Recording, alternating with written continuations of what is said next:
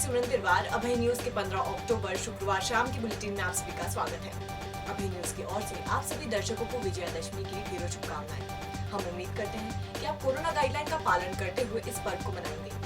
चलिए देखते हैं आज की कुछ खास खबरें। इस बुलेटिन के प्रायोजक हैं आर के निवास बाय आर के डेवलपर्स। शानदार घर खरीदें अब अपने बजट में। कोविड काल में बना दशहरा मैदान का रावण तीर लगते ही धधक उठा। प्री कोविड काल में शाम 7 बजे तक जलने वाला रावण इस बार आधा घंटा पहले ही जल उठा। आम आदमी उत्सव में शिरकत नहीं कर सका और उसने सोशल मीडिया प्लेटफॉर्म से ही दशानन को जलते देखा। इस बार दशहरा मैदान उत्सव समिति ने 25 फीट का रावण बनाकर परंपरा पूरी की। इस दौरान हल्की फुल्की आतिशबाजी की गई। मंच से कवि दिनेश दिग्गज ने हास्य से भरी फूलझड़ियां छोड़ी। आयोजक ओम अमरनाथ खत्री, शिवा खत्री और मनीष शर्मा ने राम, लक्ष्मण और हनुमान जी की सवारी की आगवानी की। हनुमान जी ने मैदान का चक्कर लगाकर रावण की लंका जला दी। फिर आया राम जी का मौका। राम जी ने तीर छोड़ा तो रावण धू धू कर जल उठा। रावण के सिर के पास से फुलझड़ियां भी छूटी। लोगों ने ऑनलाइन रावण दहन देखा। बोलिए बाबा महाकाल की। अरे जय घोष जय भाव के साथ होना चाहिए।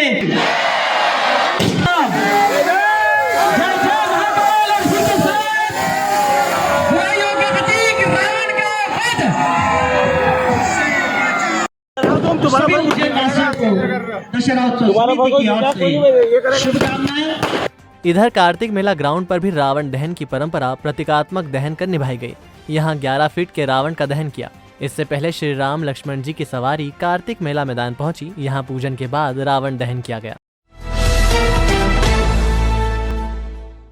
शुक्रवार को बाबा महाकाल ने फ्रीगंज क्षेत्र में भक्तों को दर्शन दिए। साल में एक बार दशहरे पर बाबा की पालकी नए शहर में आती है। इसी कड़ी में शाम 4 बजे बाबा नए शहर के लिए रवाना हुए। हमेशा की तरह उनके लिए चांदी की पालकी हार फूलों से सजाई गई। उसमें ठाट बाट से बाबा महाकाल विराजित हुए।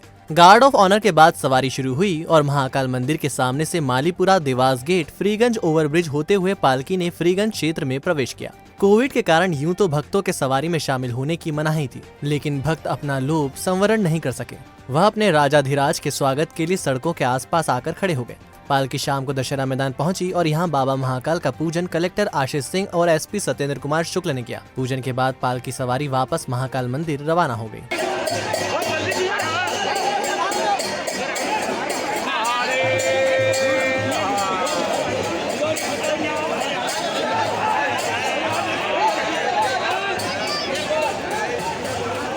क्योंकि अभी उसको एक प्रतीकात्मक रूप से मनाना है, तो उसमें हमने आम जनता को इससे अलग रखा है।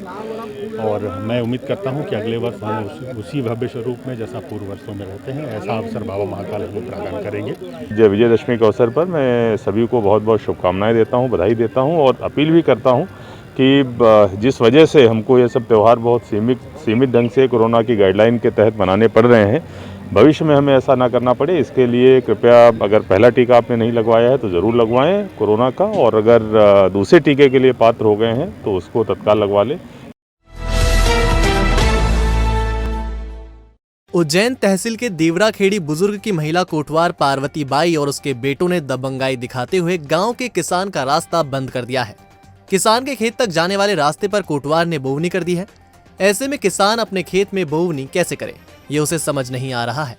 न्याय पाने के लिए किसान तत्कालीन तहसीलदार श्रीकांत शर्मा के पास गया तो उन्होंने कार्रवाई करने के बजाय उसे तहसील कार्यालय से ही डांट कर भगा दिया। सरकारी अधिकारियों के अत्याचार का शिकार हो रहे किसान का नाम गोविंद आंजना है।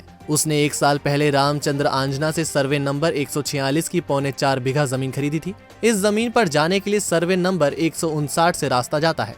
इसी रास्ते से सटी सर्वे नंबर 145 की सरकारी भूमि कोटवारी पार्वती बाई को अलॉट है। पार्वती बाई और उसके बेटे अनिल, अभिषेक और विशाल मालवीय रास्ते की जमीन पर कब्जा कर फसल बो रहे हैं।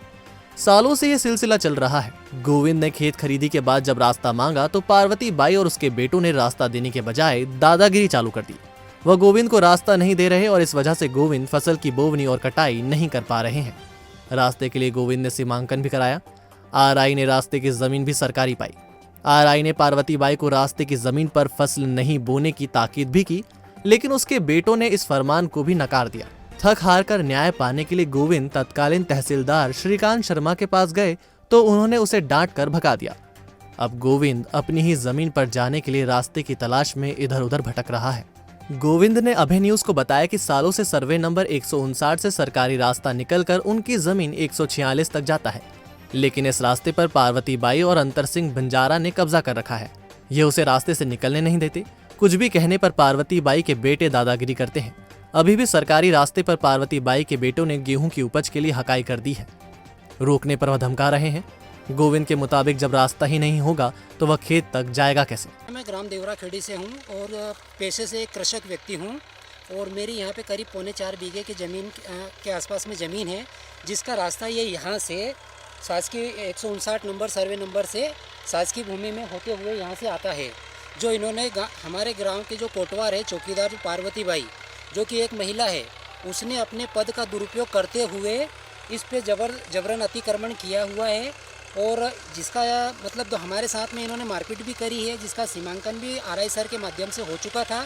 लेकिन उनको हिदायत भी दी गई थी कि भैया जब तक इसका निराकरण नहीं होता है तब तक के लिए आप इसको अतिक्रमण को मुक्त रखना, इसको जोतना मत। तो अभी आपके सामने देख रहे हैं कि दोनों तरफ ट्रैक्टर चल रहे हैं। अब परिस्थिति ये है कि अब मेरे खेत पे आने का रास्ता ही नहीं है। अब मैं इस कंडीशन में कैसे अपने खेत पे आऊँगा, कैसे खेती करूँगा और कैसे मैं अपने बच्चों को पालूँ। 4 महीने से मामला विचाराधीन है न्यायालय तहसील कार्यालय में और तहसीलदार महोदय से हम कई बार निवेदन भी कर चुके हैं कि इस मामले में थोड़ा सा जल्दी से आप ये करें ताकि मैं अपनी जो फसल है जो बर्बाद हो रही है उसको बचा सकूँ। तो उन्होंने इस मामले में अभी तक के ढिलाई करते रहे। वो रोज़ के रोज़ मेरे को बुलवा लेते हैं, 11 बजे सुबह बुलवाते हैं और दिन भर बिठा के रखते हैं और शाम को बोल देते हैं कि बेटा कल आना।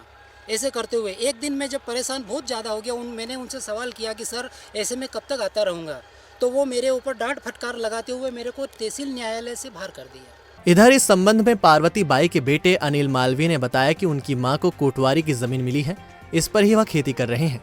पहले वाले किसान जिस रास्ते का उपयोग करते थे वह रास्ता गोविंद आंजना को दे रखा है। हम अपनी जमीन पर खेती कर रहे हैं। इस मामले में गोविंद को कोई परेशानी है तो वह अपील कर सकते हैं। मैंने रास्ता दे रखा है जी, मेरे ही खेत दोनों खेत के बीच में रास्ता दे रखा है। जो कि शासन की ज़मीन निकली उसमें भी रास्ता है और तो और मेरे जो कोटवार वाली ज़मीन है उस पर भी एक ट्रैक्टर ट्राली का रास्ता दे रखा है और उस रास्ते पे हर व्यक्ति निकल रहे हैं। 3 खातेदार हैं जो तीनों उसी जगह से उनकी खेतियाँ कर रहे हैं। ये व्यक्ति ये जबरन का कब्जा करने आ रही है। आरआई साहब ने नप्ती की उस समय ये बोला था कि भाई पट्टेदार के पास भी शासन की ज़मीन निकली है और कोटवार के पास भी शासन की ज़मीन है, तो मेरा ना कि यहाँ किसी का रास्ता है तो पट्टेदार ही रखेगा और कोटवार के पास तो सारी शासन की तो वो कोटवार रखेगा, ना कि यहाँ किसी का रास्ता है। और इस व्यक्ति को अगर रास्ता चाहिए तो आगे अपील करे। और पहली बात तो इस व्यक्ति का रास्ता दे रखा है कोटवार ने, तो फिर काय की चिंता इसको। जय श्री महाकाल। मैं Sagar Chavda, director from Anu finance Ujjain. आप सभी शहरवासियों को दशहरे की हार्दिक हार्दिक शुभकामनाएं देता हूं। वह दिल से कामना करता हूं कि आने वाला जो समय है वो आप सभी के लिए शुभ हो।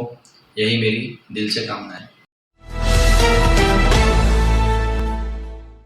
शहर से मानसून की विदाई होने के साथ ही सर्दी ने भी चुपके से दस्तक दे दी है। रात का तापमान 3 डिग्री नीचे गिरा है। इसी तरह अधिकतम तापमान में भी कमी दर्ज की गई है। दरअसल हर साल मानसून की विदाई शहर से 30 सितंबर तक हो जाती है, लेकिन इस बार मानसून 6 अक्टूबर को शहर से विदा हुआ है। चूँकि इस वक्त इस मौसम में सबसे गर्म रहने वाला कुंवार का महीना चल रहा है, इसलिए दिन के साथ रात में भी गर्मी बनी हुई है। लेकिन शुक्रवार से सुबह एकदम सर्द हो उठी। शुक्रवार की रात न्यूनतम तापमान 18.5 डिग्री सेल्सियस रिकॉर्ड किया गया। एक दिन पहले तक यह 21.2 डिग्री था। इधर इंदौर के आसपास अभी भी बारिश जारी है। इस वजह से गंभीर बांध में पानी की आवक भी हो रही है। हालांकि बांध का स्तर 2250 MCFT पर मेंटेन किया जा रहा है।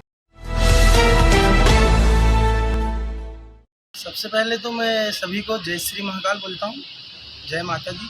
और सभी को यानी कि हमारे महाकाल रेस्टोरेंट की परिवार की ओर से, अभय न्यूज़ की परिवार की ओर से सभी को दशहरे की, दिवाली की हार्दिक शुभकामनाएं देना चाहता हूँ। और बाबा महाकाल से यही प्रार्थना करता हूँ कि हम सब रोग मुक्त हो और सुखीमय जीवन हो हमारा। बस इतना ही। आज विजयादशमी के पर्व पे मेरी सभी शहरवासियों से, सभी सनातनी हिंदू भाइयों से को विजयादशमी पर्व की शुभकामनाएं देता हूं और उनसे ये कहता हूं कि ये त्यौहार असत्य पे सत्य, अधर्म पे धर्म की जीत का प्रतीक है परेशानियां समाज में देश में कितनी भी आए है ना, हम हमेशा जीते हैं, सत्य की हमेशा जीत हुई है। सत्य परेशान हो सकता है, पराजित नहीं। इसलिए घबराएं नहीं, ईश्वर पे विश्वास रखें, भरोसा रखें। ये समय भी निकल जाएगा और शांति सद्भाव बनाए रखें और अच्छे से सारे त्यौहार मनाएं।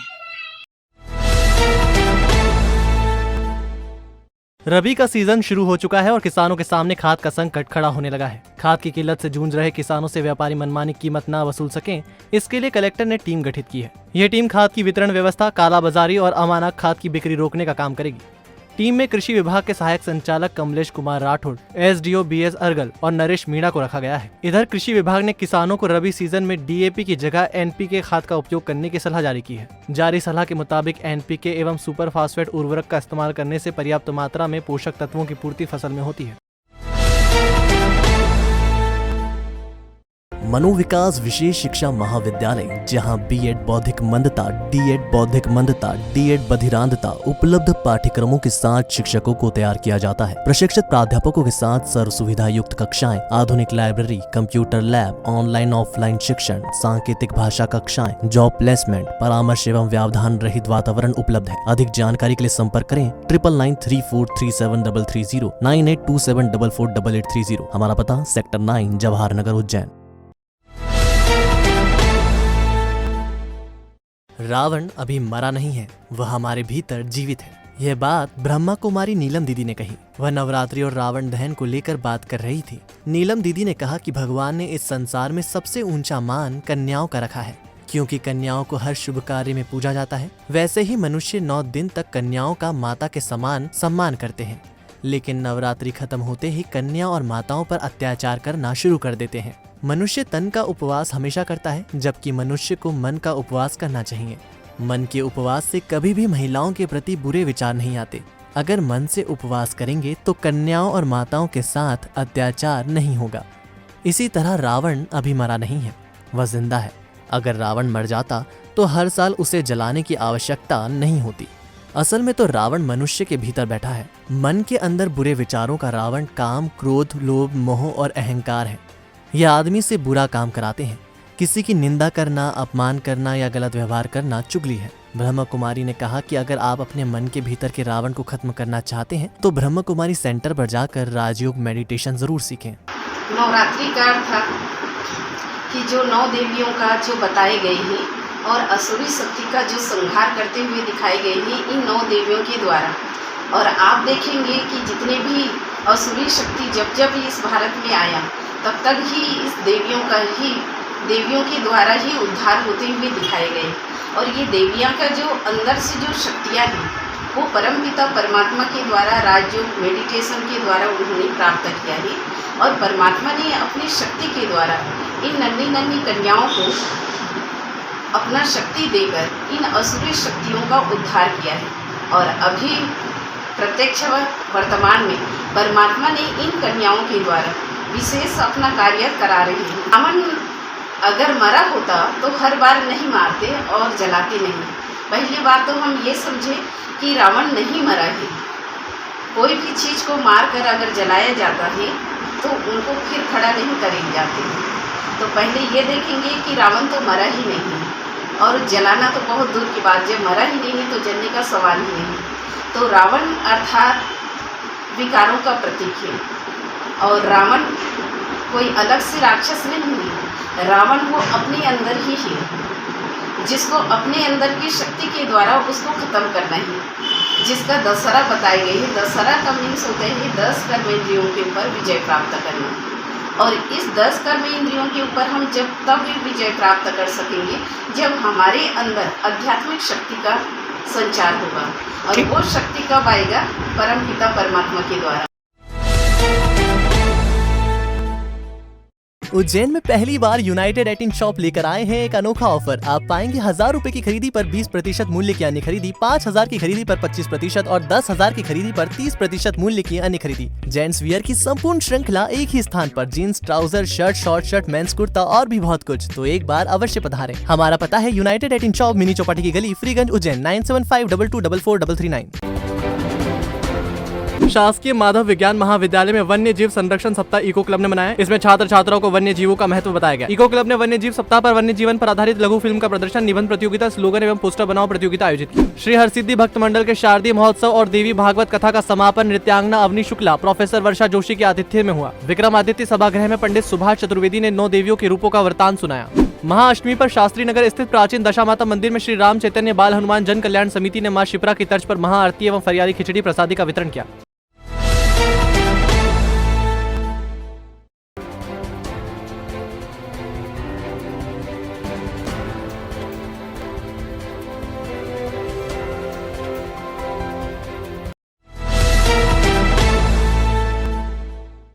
तो आपने देखा अभय न्यूज का आज का बुलेटिन। अगर खबरों को लेकर आपके पास कोई फीडबैक है तो हमारे कमेंट सेक्शन में या फिर इनबॉक्स में जरूर बताइएगा। कल फिर मिलेंगे इसी समय। नमस्कार।